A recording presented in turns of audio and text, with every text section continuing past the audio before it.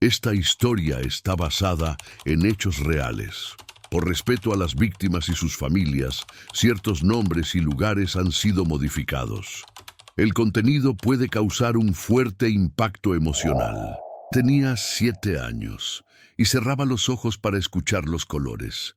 Lo hacía en silencio, en el rincón más tibio del albergue, cuando las otras niñas ya dormían o cuando el eco de los gritos dejaba de rebotar en las paredes húmedas. Alma Estrella Cárdenas Juárez había nacido con una vista que apenas distinguía sombras y formas borrosas, pero su mundo interior estaba lleno de matices que nadie más parecía notar. Desde que tenía memoria, vivía en una casa hogar a las afueras de Durango, un edificio gris donde las risas eran escasas y los abrazos inexistentes. A diferencia de las demás, no preguntaba por su mamá, no porque no quisiera saber, sino porque ya había entendido, sin que nadie se lo explicara, que algunas niñas no nacen para ser buscadas. En cambio, se aferraba a su única certeza, que cuando cerraba los ojos, el mundo no desaparecía. Se transformaba en sonidos de colores que solo ella podía sentir. Durango tenía un sol seco, que partía los labios y quemaba la piel incluso en invierno. La casa hogar, encajada entre cerros pelones y calles sin nombre, olía a desinfectante barato, a sudor viejo y a ese silencio agrio que solo habita en los lugares donde la infancia se vive como castigo. Alma había llegado allí cuando tenía apenas meses. Nadie la visitaba. Su expediente era una hoja amarillenta con pocos datos. Madre desconocida, padre no localizado, deficiencia visual diagnosticada a los 8 meses. Desde entonces, su rutina era idéntica a la de las otras niñas con discapacidad. Levantarse al amanecer, asearse en un baño colectivo con espejos rotos, desayunar avena tibia sin azúcar, recibir una hora diaria de estimulación sensorial con juguetes rotos y el resto del día esperar. No sabían muy bien qué, solo esperaban, algunas por visitas, otras por el fin de semana, y Alma, por ese momento en que podía estar sola, sentada en el rincón más silencioso del patio cubierto, con los ojos cerrados y el oído alerta. Decía, cuando alguna cuidadora preguntaba, sin mucho interés, que los colores le hablaban cuando todo lo demás se callaba, que el azul sonaba como el viento cuando apenas roza las hojas, que el rojo era un golpe corto y seco, como cuando una puerta se cierra con rabia, que el amarillo tenía un zumbido como de abeja adormecida. Nadie le creía, algunas se reían, otras pensaban que estaba más malita de lo que parecía. Pero Alma no se defendía. No sabía cómo. Su mundo no necesitaba defensa, solo necesitaba espacio y un poco de silencio. Las cuidadoras rotaban cada tanto. Algunas gritaban más, otras menos. Una traía siempre los labios pintados y decía que todas merecían amor, pero nunca las tocaba. Otra fumaba en la puerta del comedor y lanzaba las colillas al suelo como si estuviera alimentando algo invisible. El único rostro que Alma recordaba con claridad era el de doña Belén, una señora mayor que les ponía cuentos grabados en casetes viejos mientras les cortaba las uñas o les desenredaba el cabello. Pero Belén se había ido un mes atrás, y desde entonces el albergue parecía aún más callado. Fue en uno de esos días en que la bruma cubría los cerros que llegó Efraín.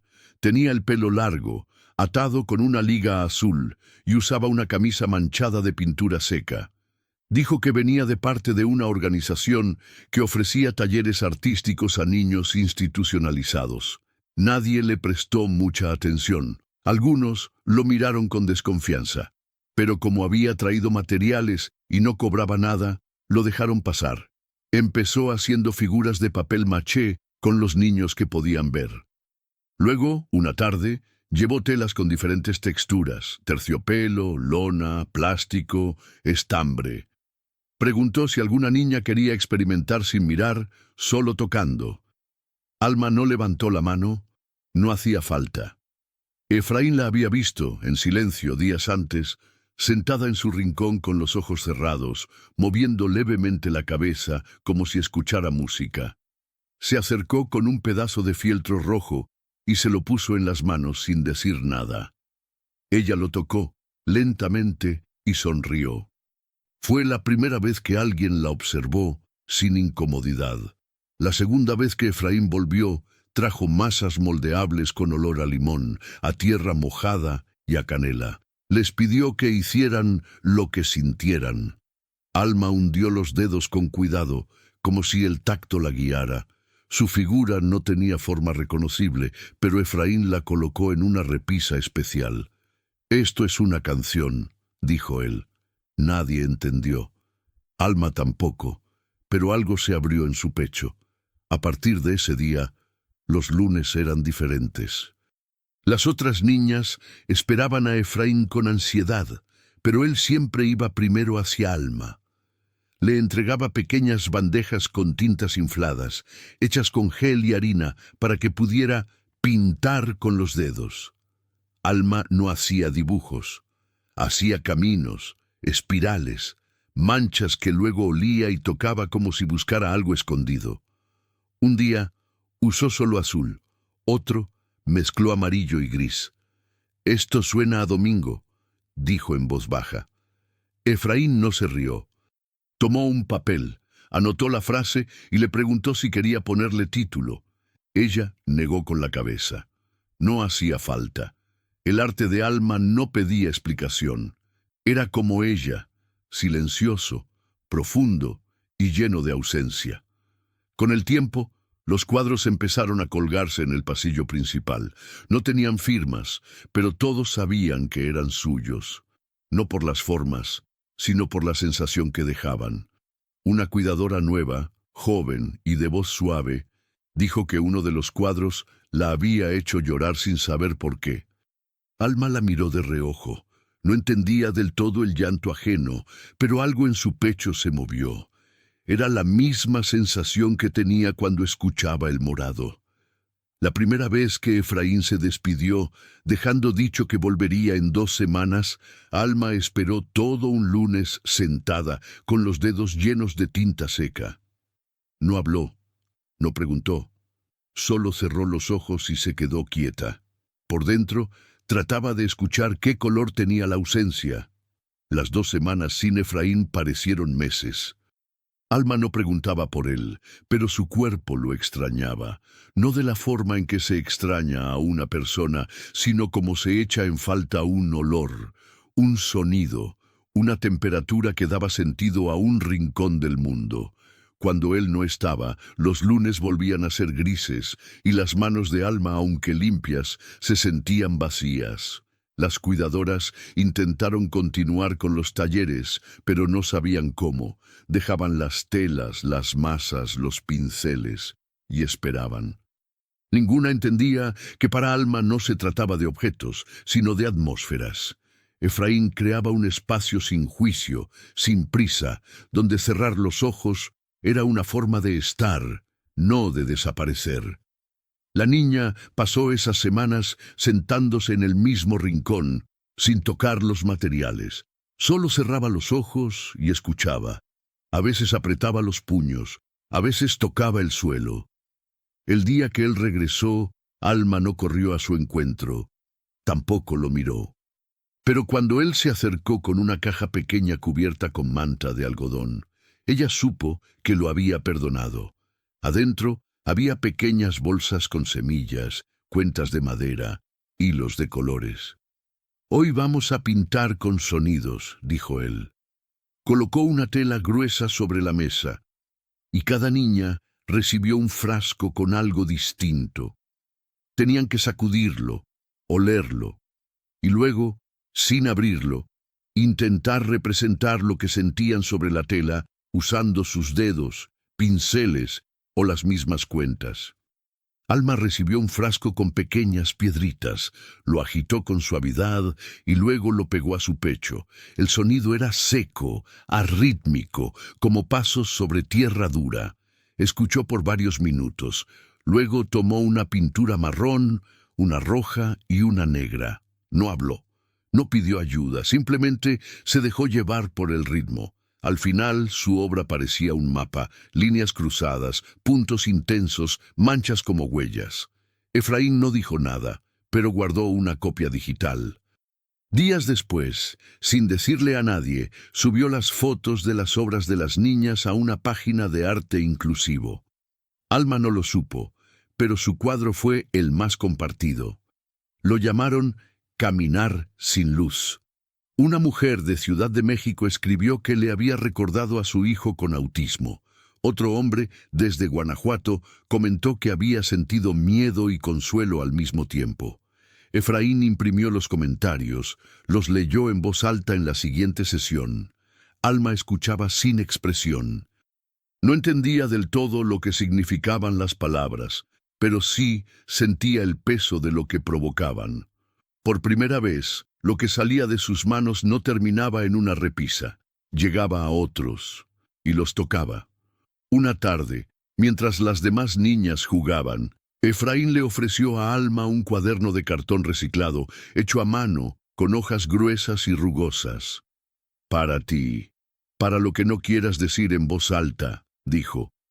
Alma lo tomó como si fuera un animal dormido. Durante días no escribió nada. Solo tocaba las hojas, las acariciaba, las olía. Luego empezó a marcar líneas con crayones sin color, solo para sentir la fricción. En la tercera página escribió una palabra: viento. En la quinta dibujó un círculo negro con una línea verde al centro. Al lado escribió: esto suena a cuando alguien no vuelve. Efraín lo vio una semana después. No dijo nada. Le trajo más crayones, más texturas. Nunca pidió explicaciones. Solo dejaba que ella continuara. Las cuidadoras comenzaron a notar cambios. Alma ya no se mecía tanto sola, comía con menos rigidez. A veces, incluso, se acercaba a otras niñas y les ofrecía tocar sus obras. No hablaba mucho más, pero sus gestos eran distintos, más suaves, menos alerta. El director del albergue, al ver el impacto del taller, decidió abrir un pequeño espacio permanente para arte sensorial. Le llamaron el cuarto de los colores que no se ven. No tenía ventanas. Solo estantes con materiales organizados por textura, olor, sonido. Una lámpara cálida colgaba del techo. Allí, Alma pasaba horas, siempre sola, explorando. A veces escribía en su cuaderno, otras simplemente se recostaba en el suelo y tocaba las paredes con la punta de los dedos. Una tarde, mientras Efraín limpiaba pinceles, ella se le acercó por detrás. Le tocó el codo y sin mirarlo le susurró: cuando tú no estás, el azul se esconde. Él se quedó quieto. No respondió. Pero al día siguiente volvió con un reproductor antiguo y un casete. Le dijo que lo había grabado para ella. Lo colocó en el cuarto sensorial. Era una mezcla de sonidos: viento, agua, voces suaves, un pandero, grillos. Es para cuando el azul se esconda, explicó. Alma lo escuchó con los ojos cerrados. Lloró sin hacer ruido. Fue la primera vez que alguien le dejaba un color grabado. Y ella supo, sin palabras, que no estaba tan sola como antes. El casete se convirtió en su objeto más preciado. Lo colocaba con cuidado cada vez que el día parecía más largo de lo habitual. Se sentaba frente al reproductor, cerraba los ojos y dejaba que las ondas sonoras la envolvieran como una manta invisible. Nadie más en el albergue parecía entender la importancia de aquel ritual. Las niñas más grandes se burlaban, decían que era una niña rara que jugaba a ser ciega, aunque ya lo era. Pero Alma no respondía. Había aprendido que algunas heridas no necesitaban defensa, solo espacio. Y su espacio era ese, Una habitación sin ventanas, con paredes rugosas, donde los colores no se veían, pero se escuchaban. Con el paso de los meses, su cuaderno comenzó a llenarse. No de palabras completas, sino de trazos, manchas, símbolos que solo ella comprendía. Una hoja decía verde mojado, otra tenía una espiral con la palabra eco escrita en el centro.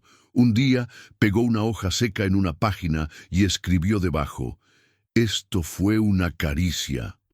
Efraín, que seguía visitándolas cada lunes, comenzó a reunir discretamente algunas de esas páginas. Las escaneaba en su estudio y las guardaba en una carpeta con el nombre de Alma. No sabía bien por qué lo hacía, quizá porque intuía que aquello no era solo expresión, sino testimonio de una forma de sentir que no tenía voz, pero sí impacto. Una tarde nublada, llegó al albergue una mujer de cabello rizado y voz pausada. Dijo ser curadora de un pequeño museo comunitario en el centro de Durango.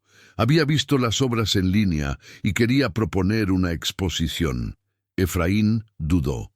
No quería exponer a Alma al ruido del mundo exterior, pero la mujer insistió. No era una galería elegante ni un evento multitudinario. Era una sala modesta donde se exhibían trabajos de personas invisibilizadas. «No queremos mostrar lástima», dijo. «Queremos mostrar verdad». Efraín aceptó con una condición: que la muestra fuera anónima, sin fotos de Alma, sin entrevistas. Solo las obras, con los textos que ella misma había escrito. Se llamaría Colores Cerrados. El equipo del museo adaptó una sala para que las obras pudieran tocarse. Se colocaron copias en relieve, etiquetas en braille, aromas suaves cerca de cada pieza. Y en el centro, una grabación del casete original con un cartel que decía: «Esto es el azul cuando se esconde». El día de la inauguración, Alma no estuvo presente. No la invitaron, no hacía falta. Pero esa tarde, en su cuarto sensorial, se encendió la luz más cálida. Efraín colocó una copia del cartel frente a ella. «Hoy tus colores llegaron a otros», dijo. Alma no respondió. Tocó el cartel, olió la tinta fresca y luego escribió en su cuaderno: «Ahora hay viento en otros pechos». Durante las semanas siguientes, la exposición recibió a cientos de personas. Algunos lloraban en silencio. Otros dejaban notas. No sabía que extrañaba un sonido hasta que lo toqué. Pensé en mi abuela cuando sentí el marrón rugoso. Esta obra me recordó el miedo de los pasillos del hospital. Las notas fueron entregadas al albergue. Alma las leía con los dedos lentamente, como si cada letra fuera una hoja caída. Algunas las guardaba, otras las rompía, pero siempre volvía a escribir después de leer. Su lenguaje se volvió más preciso, más agudo. Empezó a usar palabras que nadie le había enseñado: susurro seco, gris cansado, naranja que no calienta. Efraín notó que su cuerpo también había cambiado. Ya no caminaba encorvada. Se movía con una certeza silenciosa, como si el espacio ya no fuera una amenaza, sino un campo posible. Una noche, mientras llovía, una de las cuidadoras nuevas entró al cuarto sensorial por error. Vio a Alma de espaldas, con los auriculares puestos, pintando con los dedos sobre una hoja empapada. Iba a decirle que era tarde, que debía dormir, pero se detuvo. Algo en la escena le pareció sagrado. La dejó en paz. A la mañana siguiente, Alma le regaló esa pintura. No dijo nada. Solo se la entregó doblada. Era una mezcla de negro y azul, con una línea amarilla al centro.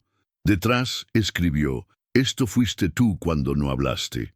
La cuidadora la guardó en una libreta, sin entender del todo, pero conmovida hasta el hueso. Efraín empezó a hablar con el DIF local. Sabía que Alma no podía quedarse para siempre en el albergue, pero tampoco quería que la enviaran a un centro de adultos donde sería solo un expediente más. Le propuso a la curadora del museo una idea: crear una residencia para niñas con discapacidad sensorial, donde se usara el arte como medio terapéutico. Un sitio donde cerrar los ojos no fuera evasión, sino punto de partida. Ella aceptó ayudar. Buscaban donaciones, espacio, permisos. Nada estaba asegurado. Pero por primera vez el futuro de Alma se imaginaba en plural, no como una salida milagrosa, sino como un lento, silencioso y persistente camino hacia algo más amplio que la sobrevivencia. Mientras tanto, ella seguía escribiendo. Su último texto, en una hoja arrugada, decía: «Ya no me da miedo el negro, porque a veces también canta». La idea de la residencia tardó meses en tomar forma, no porque faltaran ganas, sino porque el sistema era lento, espeso, indiferente. Efraín se reunía con funcionarios que lo escuchaban sin oír, que decían palabras como «interesante» o «lo revisaremos» mientras miraban su reloj. La curadora del museo consiguió un espacio abandonado en el centro, una vieja casa con patio interior y muros de adobe desconchados.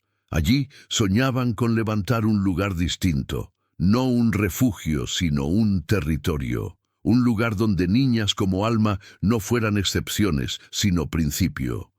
Mientras tanto, en el albergue, la vida seguía. Las cuidadoras cambiaban, los turnos se rotaban, las normas se endurecían o se relajaban sin lógica.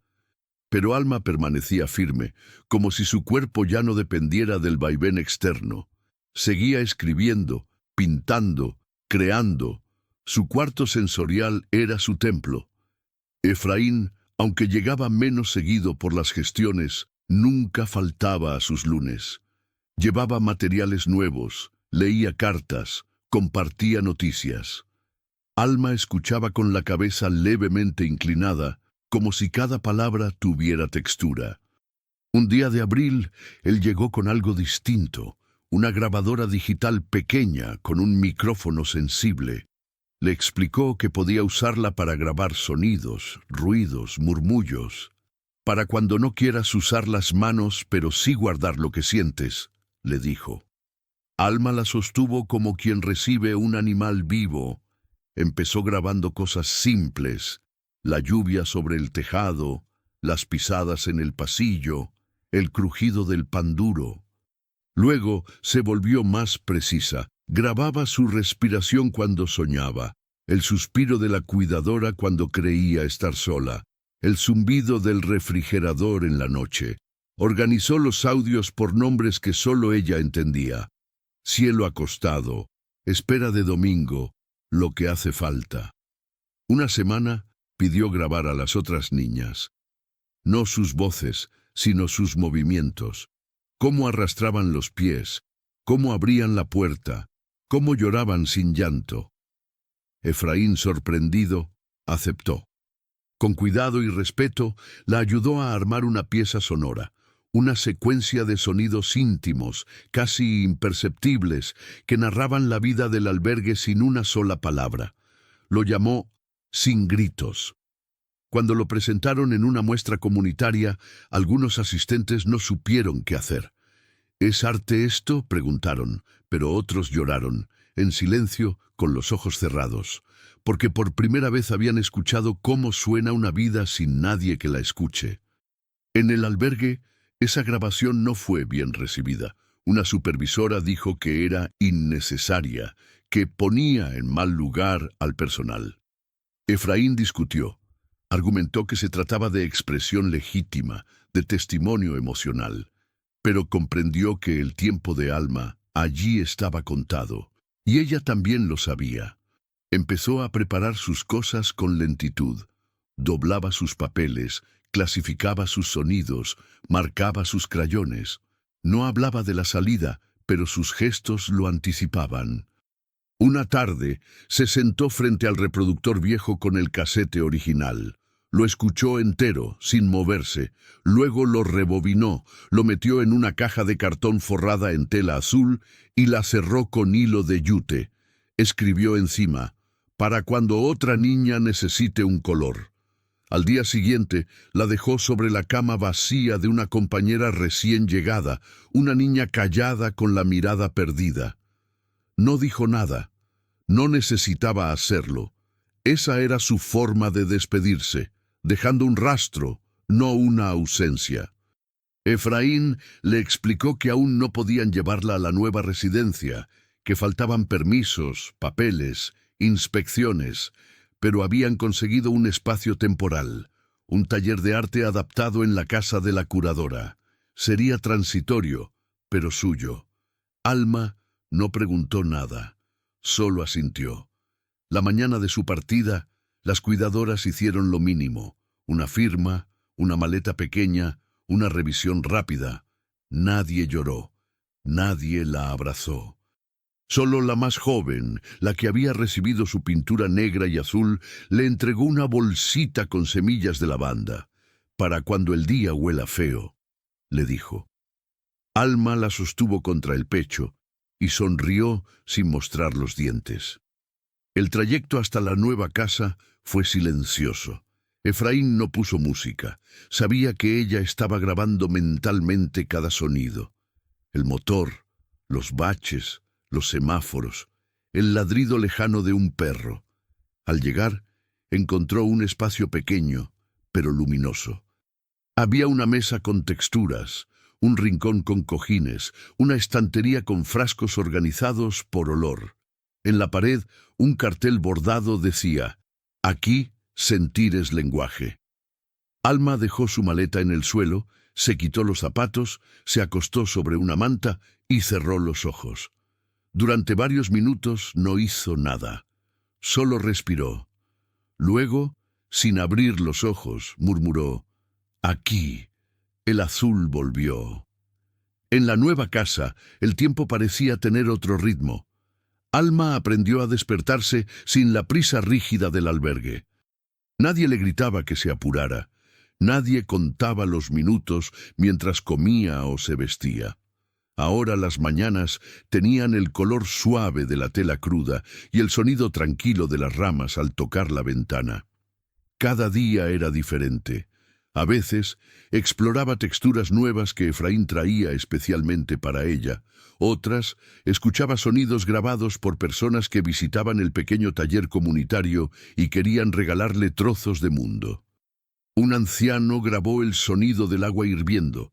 Una joven llevó la grabación de sus pasos sobre hojas secas. Alma escuchaba con los ojos cerrados y luego respondía creando pinturas táctiles que regalaba a cambio.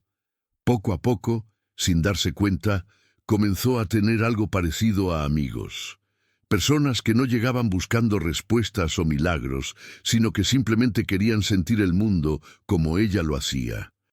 Efraín seguía trabajando con el DIF, buscando la autorización definitiva para abrir la residencia sensorial completa, pero aún faltaban meses. Sin embargo, eso ya no angustiaba a Alma. Había aprendido a vivir en la incertidumbre sin perder el equilibrio. Su mundo interno se había ensanchado tanto que las paredes físicas ya no eran cárceles, sino límites suaves que tocaba con respeto, sabiendo que detrás de ellos siempre habría algo más. Una tarde de otoño, mientras limpiaba pinceles en agua tibia, escuchó risas suaves afuera del taller. Se asomó con cautela. Eran niños de la colonia que jugaban con pinturas en el patio del museo. Pintaban con los dedos sobre grandes lienzos extendidos en el suelo. Alma se quedó quieta, escuchando el sonido húmedo de las manos, las risas cortas, los gritos alegres. Una niña se dio cuenta y la invitó con un gesto. Alma dudó un instante, acostumbrada a mantenerse al margen, pero algo en su pecho la impulsó. Se acercó lentamente, sin zapatos, tocando primero la orilla de la tela. Luego se arrodilló y metió las manos en la pintura roja, sintiendo su frescura, su olor dulzón. Pintó sin pensar. Al final, su lienzo era una explosión intensa, vibrante, casi violenta. Una de las niñas dijo que parecía un grito sin sonido. Alma se sorprendió. Era justo eso. Había pintado lo que nunca había podido gritar. Esa noche, por primera vez, se permitió recordar cosas que había olvidado. El sonido metálico de la puerta al cerrarse en el albergue, el roce frío de la sábana tiesa, el eco áspero del llanto ajeno. Pero ya no dolía igual. Ahora era memoria, no herida. Efraín, que entendía sus silencios mejor que nadie, solo la observaba con prudencia. Sabía que Alma había cruzado una línea invisible. Ya no escapaba del pasado. Lo enfrentaba con manos abiertas y ojos cerrados. Llegó diciembre. El DIF finalmente aprobó la creación de la residencia. El viejo edificio de adobe comenzó a transformarse con lentitud. Instalaron rampas, paredes texturizadas, cuartos especiales con materiales sensoriales, jardines con plantas aromáticas. Alma no participaba directamente, pero sabía que aquello era por ella y por otros niños que vendrían después. Su historia no se había quedado en el rincón olvidado del albergue. Ahora se había convertido en el cimiento silencioso de algo más grande. El día de la inauguración, Alma entró sola al nuevo espacio. Caminó lentamente, tocando paredes, puertas, objetos colocados especialmente para ella. Finalmente, llegó a un cuarto pequeño, casi oculto, decorado con telas suaves y luces tenues. Era un estudio personal para ella. Efraín lo había preparado en secreto. Había un reproductor de sonido nuevo, un escritorio pequeño, cajas con materiales cuidadosamente organizados. Pero lo que más llamó su atención fue una pequeña nota escrita en braille, colocada sobre la mesa. Decía simplemente: «Gracias por enseñarnos a escuchar colores». Alma la tocó suavemente y sintió algo caliente en las mejillas. Lágrimas silenciosas que llevaban años esperando ser lloradas. No eran tristeza ni alegría, eran algo distinto, un reconocimiento profundo de que aunque el mundo no siempre entendía sus sentidos, había aprendido a sentirlo con una fuerza única. Desde ese día, Alma ya no cerraba los ojos para huir, sino para explorar, descubrir, comunicar.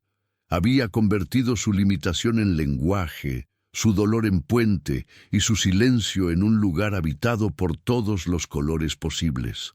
Años después, su obra se expuso en varios museos, siempre sin fotografías, siempre anónima, pero con un impacto profundo.